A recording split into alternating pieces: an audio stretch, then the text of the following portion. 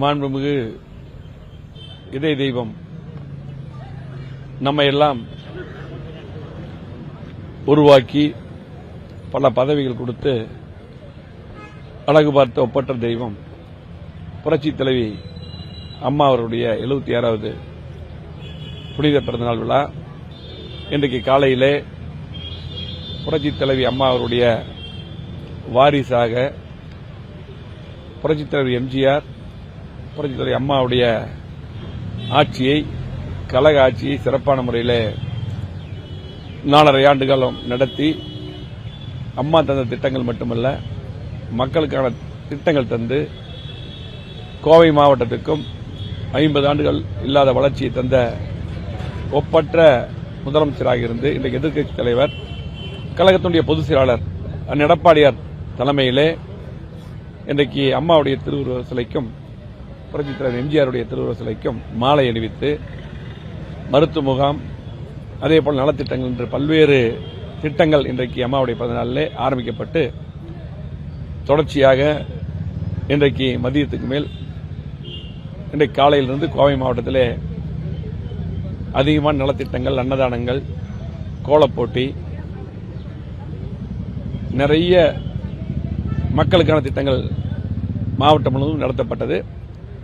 அதில் சென்னையிலிருந்து மதியத்துக்கு மேல் நான் இங்கே கலந்து கொண்டு கிட்டத்தட்ட 30 ஆண்டுகளுக்கு மேலாக அம்மாவுடைய பிறந்தநாளிலே கோவை புறநகர் தெற்கு மாவட்டத்திற்கு உட்பட்ட தொண்டாமுத்தூர் தொகுதிக்கு உட்பட்ட குனியமுத்தூர் பகுதி கழகத்துக்கு உட்பட்ட சூனாபுரம் பகுதியிலே 30 ஆண்டுக்கு மேலாக ரத்த தான முகாம் எப்பொழுதுமே அம்மாவுடைய பிறந்தநாளில் நடக்கும். நானும் கிட்டத்தட்ட 30 ஆண்டுகளாக ரத்த தானம் கொடுப்பேன். அதில் இன்றைக்கும் நம்முடைய கழக தோழர்கள் பொறுப்பாளர்கள் எல்லாம் இன்றைக்கு காலையிலிருந்து கொடுத்து விட்டார்கள். இறுதியாக நான் இப்பொழுது ரத்த தானம் கொடுத்து இந்த முகாமை முடித்து வைத்தோம். அம்மாவுடைய பிறந்தநாளிலே தொடர்ந்து ரத்த தானம் கொடுப்பது எங்களுக்கெல்லாம் மிகப்பெரிய மகிழ்ச்சியும் ஆத்ம திருப்தியும் தருகிறது. ஏனென்றால் ஒப்பற்ற தலைவராக தமிழகத்திலே தமிழ்நாட்டு மக்களுக்காக வாழ்ந்து மறைந்து தன்னை பற்றி கவலைப்படாமல் தமிழ்நாட்டு மக்களை மட்டும் கவலைப்பட்டு தன் உயிரை கொடுத்த ஒப்பற்ற தலைவி புரட்சி தலைவி அம்மா அவர்கள். ஆகவே அம்மாவுடைய பிறந்த நாளிலே இந்த ரத்த தான முகாம் தொடர்ந்து நடத்தி கொண்டிருக்கிறோம்.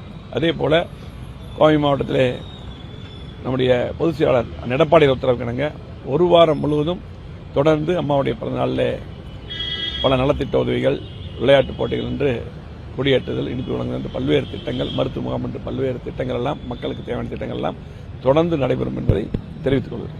இன்னைக்கு காலையிலே எங்களது பொதுச் செயலாளர் எடப்பாடி அவர்கள் தேர்தல் பிரச்சாரத்தை சென்னை தலைமையகத்தை துவக்கிவிட்டார்கள்.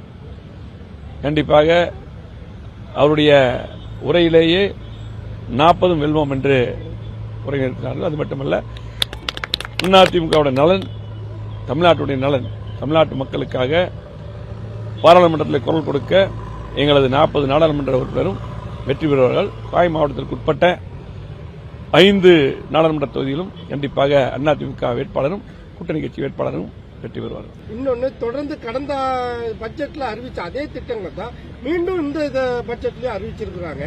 இந்த மெட்ரோ ரயில் திட்டம் எல்லாம் வடிவமைப்பு கட்டமைப்பு எல்லாமே வரைபடம் முழுவதுமே அதிமுக ஆட்சியிலே சமர்ப்பிக்கப்பட்டது.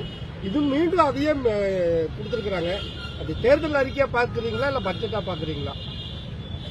கோவை மாவட்டத்தை பொறுத்தவரைக்கும் பாத்தீங்கன்னா கிட்டத்தட்ட இந்த 10 ஆண்டு காலத்தில் புரட்சி தலைவி அம்மா அவர்களும் எடப்பாடியார் முதலமைச்சர் வந்த பின்னால் 4 ஆண்டுகள் 2 மாதம் பாத்தீங்கன்னா மிகப்பெரிய வளர்ச்சி, 50 ஆண்டு இல்லாத வளர்ச்சியை எடப்பாடி அவர்கள் எந்த திட்டத்தை கேட்டாலும் கொடுத்தார், நிதி ஒதுக்கி தந்தார்கள். இன்னைக்கு கூடிய அத்தனை திட்டங்களும் அம்மாவுடைய அரசு எடப்பாடி திட்டங்கள், அவனாசிரோடு பாலமாகட்டும், அத்திக்கடு அவனாசி திட்டமாகட்டும், ஏர்போர்ட் விரிவாக்கமாகட்டும், மேற்கு புறவளர்ச்சி சாலையாக இருந்தாலும் சரி, அனைத்து சாலைகள், பாலங்கள், கூட்டுக்குடிநீர் திட்டங்கள், இப்படி தொடர்ந்து சொல்லிட்டே வருவார். ஸ்மார்ட் சிட்டி திட்டங்கள் என்று எல்லாமே அதிமுக அரசு அம்மா அவர்களும் எடப்பாடி அவர்களும் தெரிஞ்சது. இன்னைக்கு திமுக ஆட்சிக்கு 3 வருஷம் ஆயிடுச்சு. இந்த 3 வருஷத்துல எந்த திட்டமும் நடக்கவில்லை இதுவரையிலும். நீங்க சொல்லக்கூடிய அந்த மெட்ரோ ரயில் திட்டம் கூட எடப்பாடி அவர்கள் கோவை மாவட்டத்துக்கு ஒரு நிகழ்ச்சிக்காக வந்த பொழுது நாங்கள் அனைவரும் சேர்ந்து கோரிக்கை வைத்தோம். அந்த கோரிக்கையின் அடிப்படையில் மெட்ரோ ரயில் திட்டத்தை அறிவித்தார்கள். அது மட்டுமல்ல,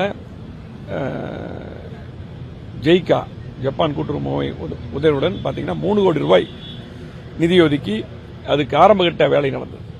அதுக்கு 3 கோடி ரூபாய் நிதி ஒதுக்கி ஆரம்ப திட்டங்கள் கூட எடப்பாடியார் அவர்கள் அம்மாவுடைய அரசு நிதி ஒதுக்கி கொண்டு வந்த திட்டங்கள் தான் வேலையும் நடந்து கொண்டிருக்கிறது.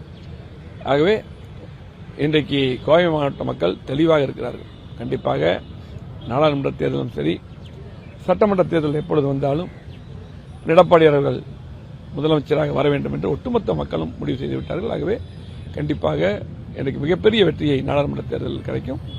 அதுக்கு பின்னால் எப்ப சட்டமன்ற தேர்தல் எடப்பாடியார் அவர்கள் முதலமைச்சராக வருவார். நன்றி.